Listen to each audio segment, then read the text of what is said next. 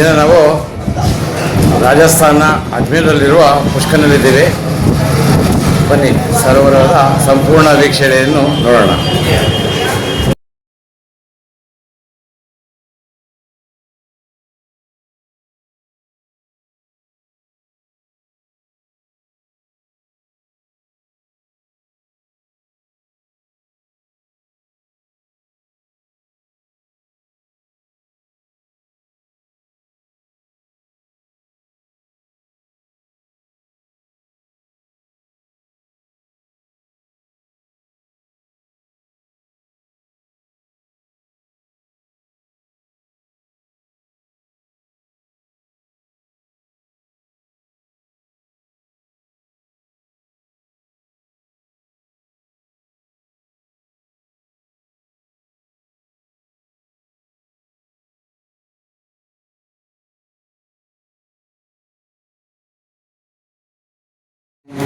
काल ज्ञान कर भक्षक जोई सबने मुसाफर की जेती सोई।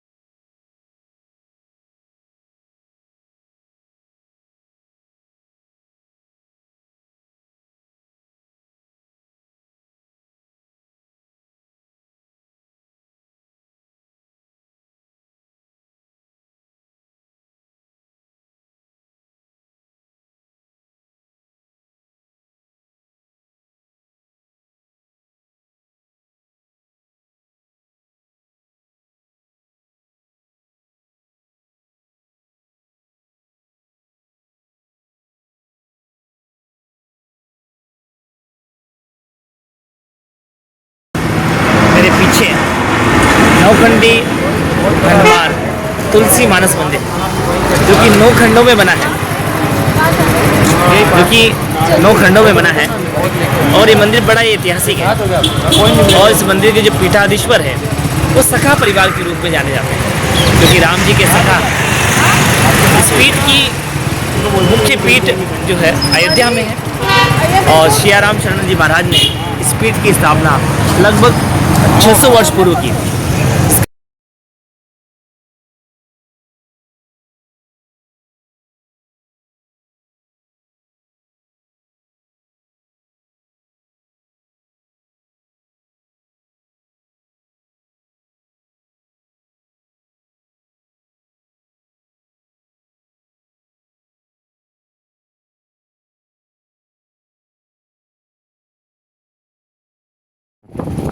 गुरुद्वारे का दृश्य देखना कितना शानदार दिखेगा आपके यहाँ। हाँ, ये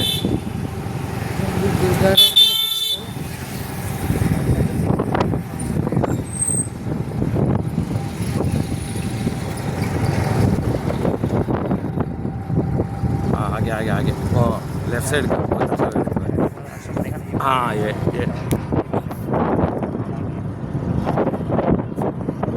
गुरुद्वारा देखिए। हाँ हाँ, वो अच्छा दिख रहा है।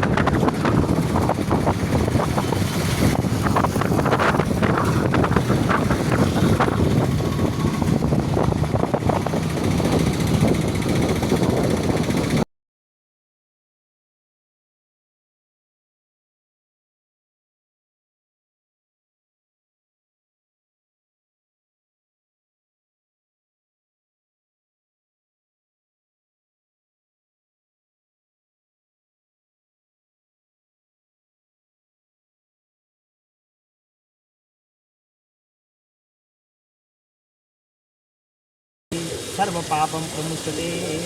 बोलो ओम नमो भगवते वासुदेवाय नमो नमः। गजाननं भूत गणाधिं सेवितं कपीत जाम्बुः फलचारु वशन उमासुतं शोकविनाश कारकं नमामि विघ्नेश्वर पादपंकजं। तीर्थराज पुष्कराज ब्रह्माजी महाराज तीर्थराज स्नान यात्रा दर्शन पूजनम पितृमावशयं पितृशांति पूजनम तर्पण पित्राणां मोक्ष निमित्तार्थम अहम करिष्ये। प्रणाम करिए।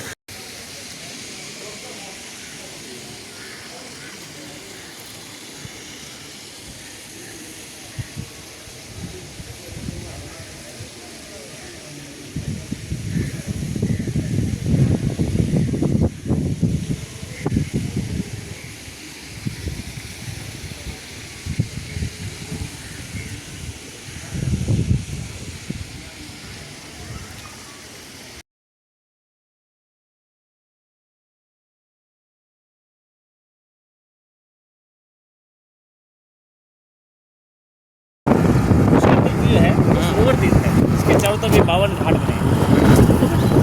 आप देख रहे हैं इस चित्र में ये पुष्कर सरोवर के पीछे वाली पुलिया से लिया गया चित्र है और जिसके सरोवर के चारों ओर 52 घाट है। और आप मेरे साथ देखेंगे ये अरावली पर्वत श्रृंखला है, यहाँ से जो ऋषि मुनियों की तपोस्थली है, ऋषि विश्वामित्र, ऋषि जमदग्नि, ऋषि परशुराम, मंकन ऋषि इत्यादि ऋषियों मुनियों ने, अगस्त ऋषि ने यहाँ तपस्या करी, साधना करी। और तपोस्थली के पास आप देख सकते हैं ये पहाड़ है नागपाड़, जहाँ पर कहते हैं कि जब वर्मा जी के यज्ञ के समय भगवान शंकर आए, उनके पास सर्प था और भगवान विष्णु का इनका गरुड़ था और सर्प और गरुड़ के मध्य युद्ध होता है। तो उस युद्ध ना हो, लड़ाई ना हो, इसलिए भगवान ब्रह्मा ने बीच में एक पहाड़ रखा जिसका नाम नागपाड़ था, जो आज भी आप देख सकते हैं इस रूप। और इस नागपाड़ के ऊपर ही पास ही में ही पुरोहिता माता का शक्तिपीठ है, जहाँ पर माँ सती का कंगन 27वां पीठ यहाँ गुप्त शक्तिपीठ के रूप में स्थापित है, जो प्रथा वर्तमान में नीचे स्थापित हो गया है। ये अरावली पर्वत श्रृंखला ऋषि मुनि की तपोस्थली और इसी के पास ये नहर है जिसमें पुष्कराज ब्रह्म सरोवर के लिए स्वच्छ ऋषि मुनियों की तपोस्थलियों का जड़ी बूटियों का जल आता है, जिस जल में हम लोग स्नान करते हैं। और इसी जल सरोवर की पहाड़ी पर देख सकते हैं सामने आपको जो दिख रहा है माता सावित्री का ऐतिहासिक मंदिर है, जो भगवान ब्रह्मा से नाराज होकर के पहाड़ी पर जाके बैठी और भगवान ब्रह्मा को श्राप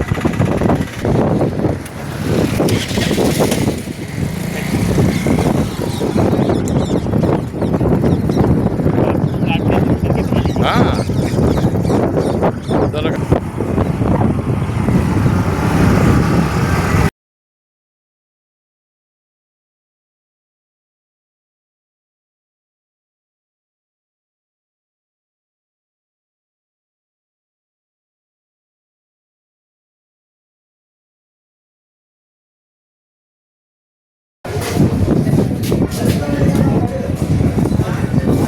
ಇದನ್ನು ನಾವು ರಾಜಸ್ಥಾನ ಅಜ್ಮೀರಲ್ಲಿರುವ ಪುಷ್ಕರ್ನಲ್ಲಿದ್ದೇವೆ. ಬನ್ನಿ ಸರೋವರದ ಸಂಪೂರ್ಣ ವೀಕ್ಷಣೆಯನ್ನು ನೋಡೋಣ.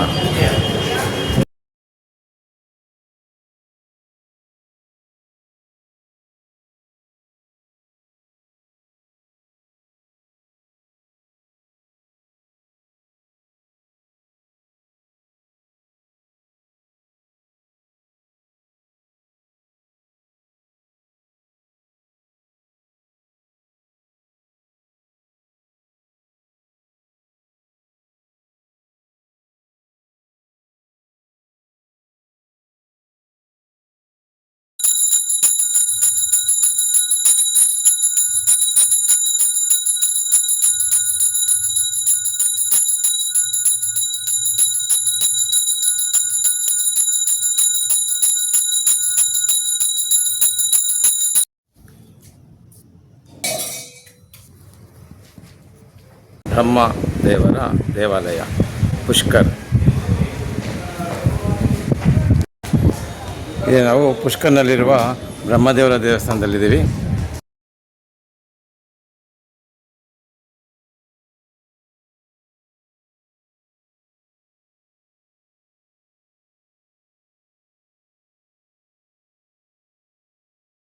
ದರ್ಶನ करने ನಮಸ್ತೆ. ಇದನ್ನು ನಾವು ರಾಜಸ್ಥಾನಿನ ಅಜ್ಮೀರ್ ಜಿಲ್ಲೆಯ ಪುಷ್ಕರ್ನಲ್ಲಿರುವ ಬ್ರಹ್ಮ ದೇವಸ್ಥಾನದಲ್ಲಿದ್ದೀವಿ. ಗಾಯತ್ರಿ ಬ್ರಹ್ಮ ದೇವಸ್ಥಾನ, ಚತುರ್ಮುಖ ಬ್ರಹ್ಮದೇವರ ದೇವಾಲಯ.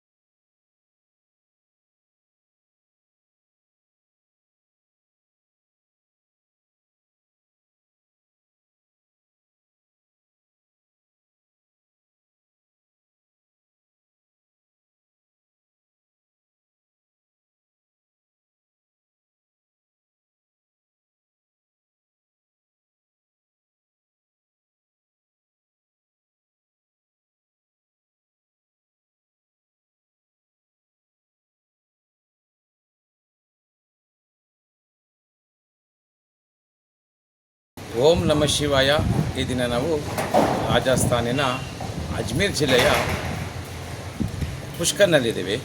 ಈ ದಿನ ಈ ಸರೋವರ ಬಹಳ ಸುಂದರವಾದ ಪುಷ್ಕರ್ ಸರೋವರ ಅಂದರೆ ಬ್ರಹ್ಮ ದೇವರು ನಿರ್ಮಿಸಿದಂತಹ ಈ ಒಂದು ಸರೋವರ. ಬ್ರಹ್ಮದೇವರು ತಾವರೆ ಹೂವನ್ನು ಈ ಒಂದು ಸರೋವರಕ್ಕೆ ಬಿಟ್ಟಾಗ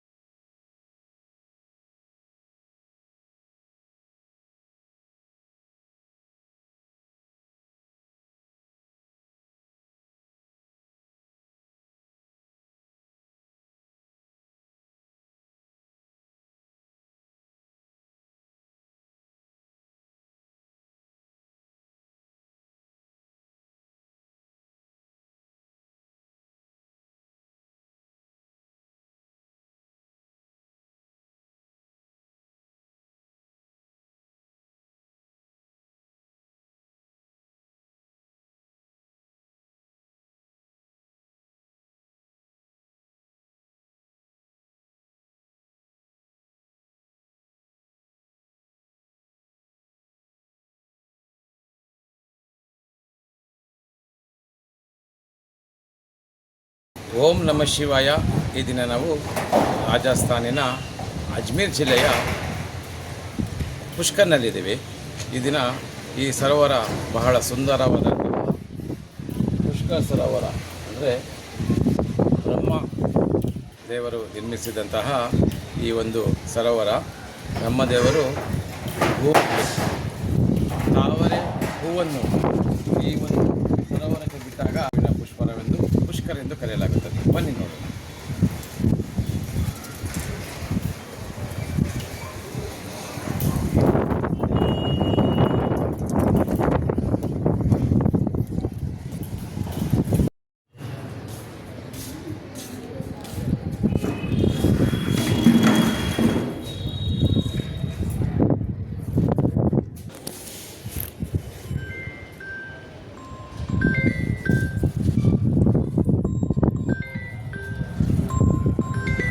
ಬಹಳ ಪುರಾತನವಾದಂತಹ ಶ್ರೀರಂಗನಾಥನ ದೇವಸ್ಥಾನ ಪುಷ್ಕರ್.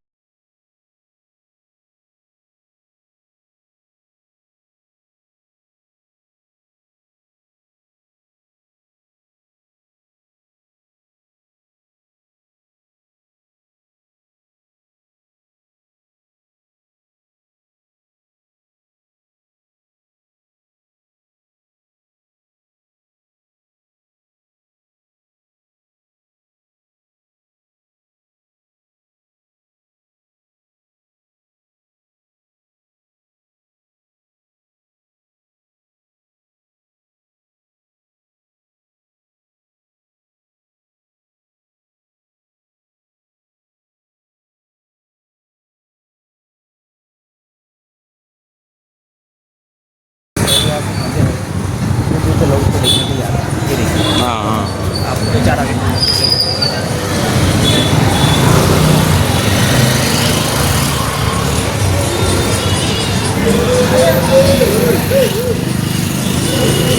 श्री सीमेंट है, बांगड़ सीमेंट, श्री सीमेंट है, श्री सीमेंट। ऐसा ही बताइए। आज हम जिस जगह पर हैं, ये मंदिर है रघुनाथ वेणुगोपाल भगवान का, जिसे नैरंग जी का मंदिर या राजस्थान में सोने के खंभे वाला मंदिर भी कहा जाता है। ये दक्षिण भारतीय शैली में बना हुआ मंदिर है, रामानुज संप्रदाय का है और रामानुज संप्रदाय की दक्षिण भारतीय पद्धति से यहाँ पूजा के पाठ प्रतिदिन नित्य होता है। आइए अंदर देख। इधर भी शाम का आना।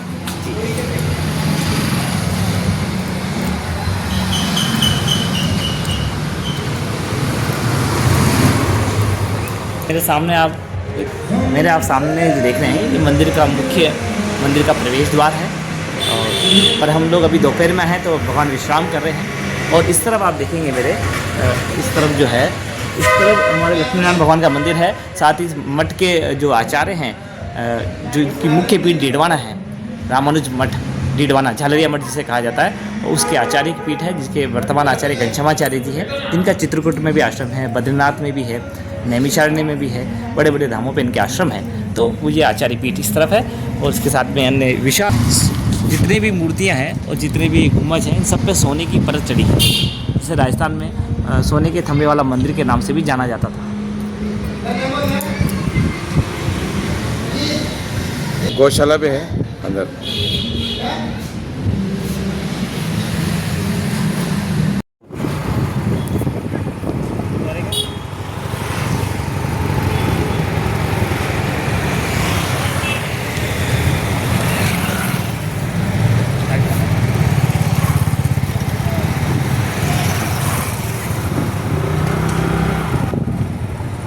नेहरू पंडित पुष्कर का तीर्थ पुरोहित हूँ और तीर्थ की सेवा करता हूँ और आने वालों को तीर्थ का पूजन, तर्पण, पिंडदान इत्यादि कर्म कराता हूँ। आज आप लोग जिस जगह को देख रहे हैं मेरे साथ, ये वही ऐतिहासिक जगह है पुष्कर तीर्थ की, जहाँ पर 1706 ईस्वी में गुरु गोविंद सिंह जी नांदेड़ जाते समय यहाँ कुछ समय रुके और उससे पूर्व इस स्थान पर उनके ही गुरु जो रहे गुरु नानक देव, वो भी यहाँ कुछ समय के लिए रुके थे। तो गुरु गोविंद सिंह जी स्वयं यहाँ रुके और कुछ समय विश्राम करने के बाद में पुष्कर तीर्थ के मुख्य गऊ घाट पर वो गए और गऊ घाट पर उन्होंने स्नान किया और स्नान के बाद गुरुवाणी का पाठ किया और जो उनके आचार्य गुरु हैं, जो पंजाबियों के हैं, उन गुरु को अपना हुक्मनामा लिखा कि मैं और मेरे बाद जो आने वाले हैं वो यहाँ इस तीर्थ का स्नान करेंगे और तीर्थ का मान सम्मान करेंगे। और आज उस स्थान पर आप देख सकते हैं एक ये विशाल गुरुद्वारा है, जहां पर सिख की परंपरा ही नहीं पूरे भारत से आने वाले गुरु गोविंद सिंह जी एवं तीर्थ नगरी पुष्कर के प्रति श्रद्धा रखने वाले और समाज और राष्ट्र के लिए अपना प्राण अर्पित करने वाले गुरु गोविंद सिंह जी के स्थान को नमन करते हैं, पूजते हैं, अपना सर झुकाते हैं। आइए अंदर देखेंगे, बन्नी ಒಳಗೆ ಪ್ರವೇಶಿಸಿ ಸಂಪೂರ್ಣ ವಿವರಣೆಯನ್ನು ಪಡೆಯೋಣ। प्राचीन अष्टभु वैकुंठ मंदिर है।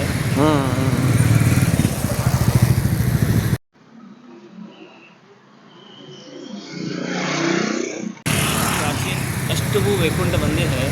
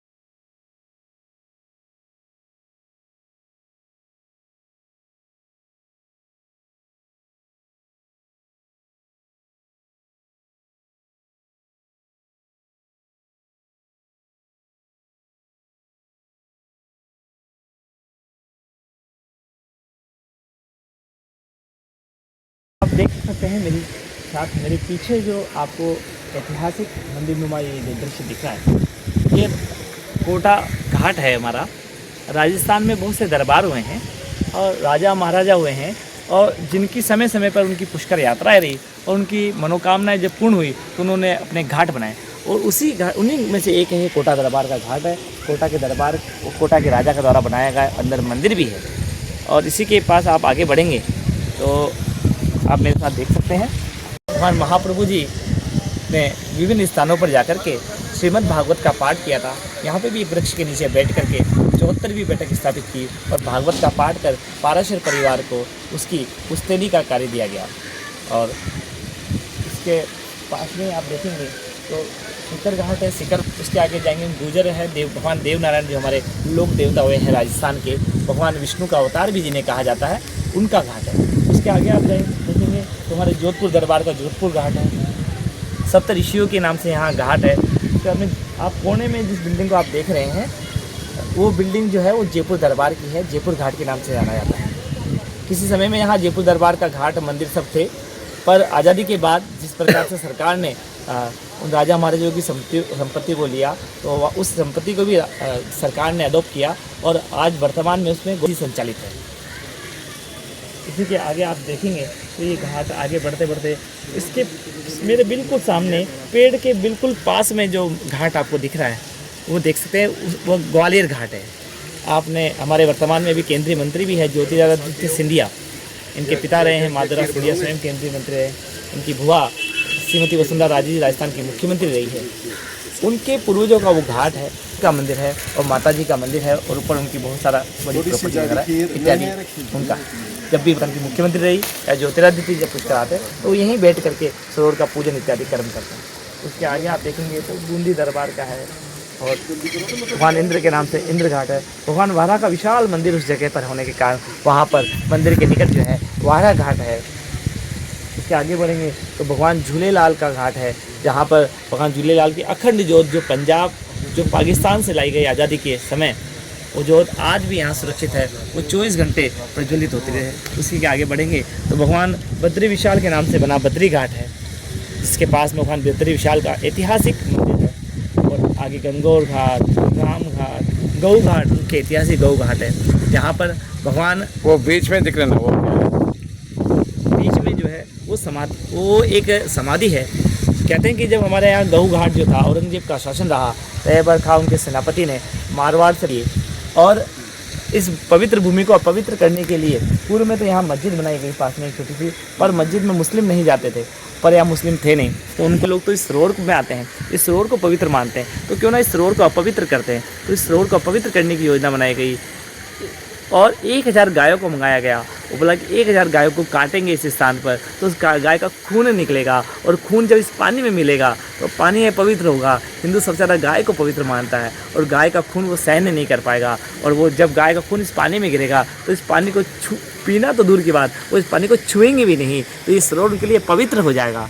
ऐसे कूर भाव को लेकर के, कुबुद्धि को लेकर के ये कृत्य की योजना बनाई गई। और जैसे ये योजना बनी तो हमारे यहाँ पास ही में एक है, यहाँ से करीबन 25 किलोमीटर रिया, आलन्यावास और मेड़ता का आपने नाम सुना होगा। भगवान कृष्ण के अनन्य भक्त मीराबाई का जहाँ जन्म हुआ, वो मीराबाई की भूमि मेड़ता, और वही मीराबाई के वंशज जो वे मेड़तिया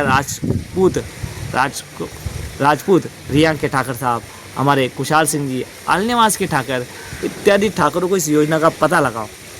और कहते हैं कि जिस समय यहाँ गाय कटने के लिए आना शुरू हुई, इकट्ठा हुई, तो कहते हैं कि 2 ब्राह्मणों ने इकट्ठा होकर के मीटिंग की, क्या किया जाए, बचाने के लिए कहा जाए। कहते हैं कि अजमेर में उसमें एक अच्छे हमारे उचित राजा नहीं थे, क्योंकि पृथ्वीराज चौहान के बाद में यहाँ के चौहानों को जाना पड़ा, तो पास में एक बड़े ठाकर कौन थे, तो कहते हैं कि ब्राह्मणों ने मीटिंग करके कहा कि रिया, आलन्यावास, मेड़तिया मजबूत ठिकाने हैं हमारे राजपूतों के, छोटे ही सही लेकिन मजबूत है, लड़ने वाले ठिकाने हैं। और कहते हैं कि मीराबाई की उस भूमि के, मीराबाई के उस वंश के परंपरा के ठाकुरों के पास सूचना भिजवाई गई। 2 ब्राह्मण युवक, मात्र 16-17 वर्ष की अवस्था के युवक दौड़े गए, और जब गए तो पता लगा कि साहब रिया के ठाकर साहब का विवाह हो रहा है और विवाह संपन्न हुआ है, विदाई के मंगल गीत गाए जा रहे हैं और राज सिंह जी की विदाई चल रही है। रिया के ठाकर राज सिंह जी थे, उनकी विदाई का संदेश दिया जा रहा है।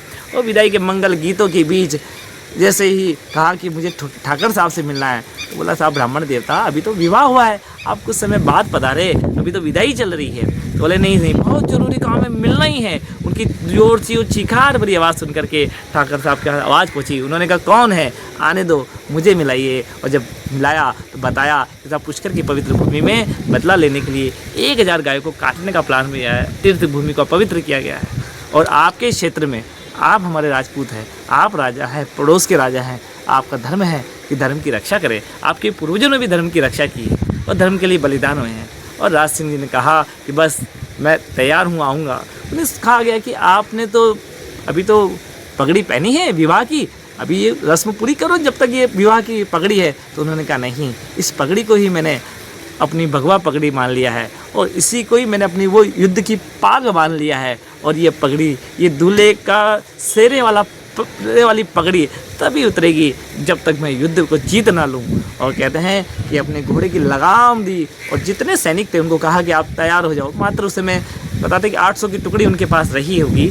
और उन्होंने कहा कि जो मेरे परिवार के या मेरे आसपास के ठाकर चलना चाहे वो मेरे साथ चले। कुछ लोग उनके साथ हो गए। 800 की टुकड़ी लेकर घोड़े पर सवार होकर के राज सिंह जी ने पुष्कर की ओर कूच किया। और कहते हैं कि उस दिन भादो मास की सप्तमी तिथि थी, मतलब कृष्ण जन्माष्टमी की 1 दिवस पूर्व की ये घटना है। और दौड़े शाम के समय जब वो आए, रात्रि का प्रहर प्रारंभ होने वाला था, सर्वप्रथम उस बाहरा मंदिर में गए जहाँ पर मुगलों के सैनिकों ने कैद कर रखा था चारों। वहाँ जाके युद्ध लड़ा, भगवान बाहरा को सुरक्षित किया, भगवान बाहरा के चरणों में प्रणाम किया। और प्रणाम कर करके आधी रात होने वाली, आधी रात बाद वो वहाँ से निकले। और कहते हैं कि वहाँ से थोड़ा आगे आने के बाद में उस सरोवर के उस स्थान पर आए जहाँ गाय बंधी थी और बहुत सारे ब्राह्मणों को बंधक बना करके बिठाया रखा था कैदियों की तरह। और वहाँ आकर के राज सिंह जी ने युद्ध लड़ा और पूरी रात और पूरा दिन अष्टमी, कृष्ण जन्माष्टमी का वो ऐतिहासिक दिन जिसे हम पवित्र मानते हैं, भगवान कृष्ण ने स्वयं कहा कि मैंने तो जन्म ही गाय और ब्राह्मणों के लिए हुआ है, नमो ब्राह्मण ने देवाय गोहिताय। तो मेरा जन्म ब्राह्मणों और गायों की रक्षा के लिए हुआ है। उस जन्माष्टमी के दिन ऐसा कुकृत्य करने का जो विचार था उसको तोड़ने के लिए सप्तमी की रात्रि और अष्टमी के दिन पूरे दिन युद्ध चला। और कहते हैं कि युद्ध इतना भयंकर चला कि युद्ध में हजारों सैनिक, कहते हैं कि लगभग 10,000 से अधिक सैनिक उनके रहे। और उन सब सैनिकों से युद्ध करते हुए तहबर खां को, कहते हैं कि दोपहर के बाद तहबर खां को यहाँ से भागना पड़ा। और दोपहर बाद एक सूचना मिली कि साहब आल नवाज की और अन्य जो ठाकर हैं मेड़तिया वो भी आ चुकी है, सैनिक टुकड़ी आ चुकी है और कुछ इस देर में वो आपके पास होंगे और आपके पास युद्ध में आएंगे। और जैसे ही राज सिंह जी को सूचना मिली कि मेरी टुकड़ियाँ और आ रही है, उनमें और जोश जगा और उत्साह जगा और कहते हैं कि उन्होंने दूसरे हाथ में भी तलवार ली और दोनों हाथों से तलवार से युद्ध करते करते वीर गति को प्राप्त हुए। और कहते हैं कि वो इस चिन्ह युद्ध का एक स्वर्णिम समय रहा कि धड़ अलग था पर दोनों हाथों में तलवार थी और नीचे जो वेश पहना था वो एक दूल्हे का वेश था। आप सोचिए कितना विहंगम और कितना विचित्र दृश्य रहा होगा कि दूल्हे के वेश में एक धर्म के लिए योद्धा लड़ रहा है। इसलिए हमारे यहाँ कहा है धर्म और रक्षित ही रक्षित है। आज भले ही राज सिंह जी ना हो पर उनकी ये अमर कथा और उनके बलिदान की कथा आज भी उनको अमर कर देती है, हमारे दिलों में तरोताज़ा रखती है।